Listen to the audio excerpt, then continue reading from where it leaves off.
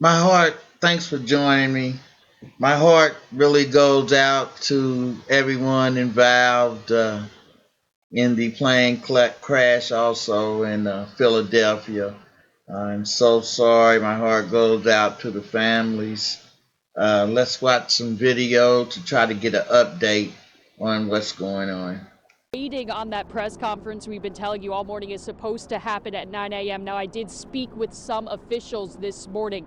More and more investigators are pouring onto the scene. The delay in waiting for that press conference has a lot to do with making sure that everyone, all of these partners with these massive investigation, are up to speed and on the same page about what's going on. We've only had a couple hours of daylight here at this point, and that is because of that plane crash. You can see the police presence here. We have Philadelphia Police, state troopers, so many law enforcement partners in this, all investigating this. Take a look at the ring video we've been showing you all morning and last night too, of that plane falling out of the sky at Cottman and the Boulevard coming from the Northeast Airport. The impact causing this, that massive fireball is what it looked like and what it was really, and the devastation that followed that, just so shocking to see in such a densely populated area of Philadelphia. Just to rehash, it happened between 6 and 6:30 last night. A medical transport plane with 6 people on board, including a child, a patient who was here to get treatment, her mother, and 4 crew members. A Learjet 55 that had just left the Northeast Airport, according to authorities. It was on its way to Springfield Branson National Airport in Missouri. It was a medical rescue plane, and I want to show you now what we found here on the scene. We're about a quarter mile away on Cottman and the Boulevard from where that crash happened, and you can see this cylinder. It appears to look like some sort of oxygen tank. This was a piece of the plane that flew a quarter mile away. I was talking to investigators about this because, of course, the guidance we're giving is call 911, don't touch debris. They're aware of that piece there, and they said there's actually another tank a little bit closer to the scene from where we are too. So the pieces of this plane flying everywhere, including, and we have surveillance video of this just obtained this morning, a piece of that plane flying into Four Seasons Diner. This is a restaurant near us, so again, about a quarter mile away. It flew in through the window and it hit a man in the head. I am told he is doing okay. We spoke with workers about that horrific scene this morning. People also was sitting here. Nothing happened. This guy's here, but the guy in that second booth hit his head. How's he doing? He was okay, but I mean, he was bleeding. A lot of bleeding on his head. Just a shocking incident to happen in that restaurant, again, a quarter mile away from the scene. So you really see just how far the impact of this plane. Other moving pieces to what's happening out there. Emergency workers have set up a shelter at Samuel Fells High School overnight to take care of anyone who may have been forced out of their homes by the crash. CBS News Philadelphia reporter Dan Snyder went to that shelter. He's live out near the scene of that crash with the story of one woman, Dan, who scrambled to escape the aftermath. Good morning. Good morning, Howard and Jan. Yeah, as you can see behind me, we are just a few blocks away from that crash site. And what you can really tell from this look, just how densely populated this area is. So many people saw and felt the impact of last night's crash. One of those women, Dolores, we spoke with her just about an hour ago. She did spend the night at that Red Cross shelter at Fells High School. She lives very, very close to where that plane went down. She tells us she was upstairs laying in bed at the time, heard a loud boom, a flash of yellow, and then everything flew off her bed. She described to us those chaotic moments, those seconds after that crash happened. Take a listen. As I came downstairs and I opened up the door, there was a piece of the airplane and at the steps on fire. So I thought the house was on fire. So I panicked, looking for my dog. And as I was panically looking for her, I fell out of steps trying to get her because she hid from me. And then when I went down to the basement, I opened up the back door. The back of the house was on fire. My neighbor's house in the back was totally engulfed in flames. Now, fortunately, Dolores and her dog were able to get out of the house safely. As we said, she did spend the night at the Red Cross shelter at Fells High School.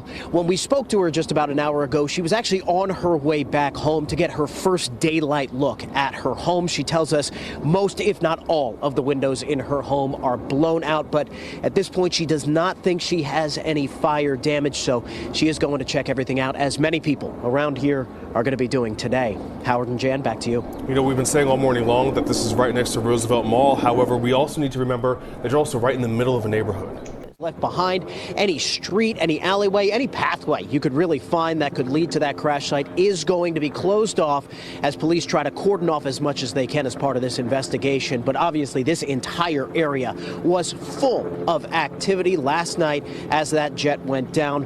One woman we spoke with says she lives on the scene of a deadly medical jet crash in Philadelphia. We are live in Northeast Philly with brand new information tonight. Good evening.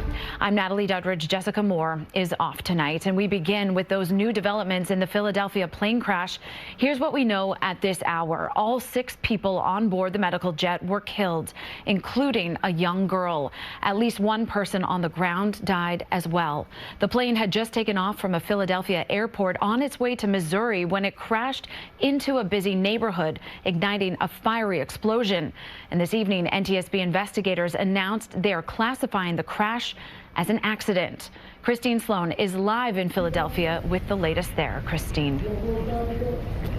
Natalie, FAA investigators as well as the NTSB are on the scene trying to figure out why that plane came crashing down in this Northeast Philadelphia neighborhood right next to the mall.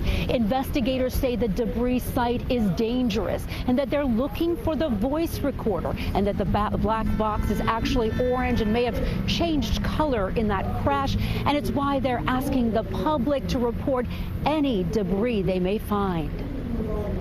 For the cockpit voice recorder, we're still looking for it. It could be intact, but likely it is damaged. If there are citizens who find debris, please email the NTSB at witness@ntsb.gov. Minutes after taking off from Northeast Philadelphia Airport Friday evening, the Learjet taking a nosedive, crashing in a fiery explosion in the Northeast Philadelphia neighborhood near the Roosevelt Mall. The medical plane carrying 6 people, including 4 medical staff, a pediatric patient who had received treatment at Shriners Hospital, and her mother. Federal authorities say the jet was registered in Mexico with facilities in Miami under the name Jet Rescue Air Ambulance. The NTSB adding no communication came from the plane before it plummeted, and that air traffic control attempted to get a response from the flight crew that was not received. The aircraft climbed to about 1,500 feet above the ground. We were looking at GPS data on the aircraft, a slight right turn followed by a slight left turn, and then a steep descent towards the ground where it crashed. The entire flight lasted less than a minute. The crash leaving the plane in fragments, spreading debris across 4 to 6 blocks, and even more. Authorities say several cars and row homes catching fire soon after the plane crashed. Right now, we are doing another, what we call a grid search of this entire roughly 4 to 6 block area. Also, our license and inspections personnel are inspecting all of those dwellings, all the dwellings in the area, so we can be sure that we don't have other hidden damage or structural damage. If you haven't seen somebody, you think somebody might have been in this area, you have a relative in this area, and you haven't seen or heard from them, and you're concerned, call 911. Again, 7 people confirmed dead, 6 on the plane, 1 on the ground in a car, and 19 injured. And authorities say, sadly, that number could go up. We're live. My heart goes out to the citizens of Northeast Philadelphia. A terrible thing to happen. God bless everyone. If you haven't already, please like and subscribe. Thanks for joining us.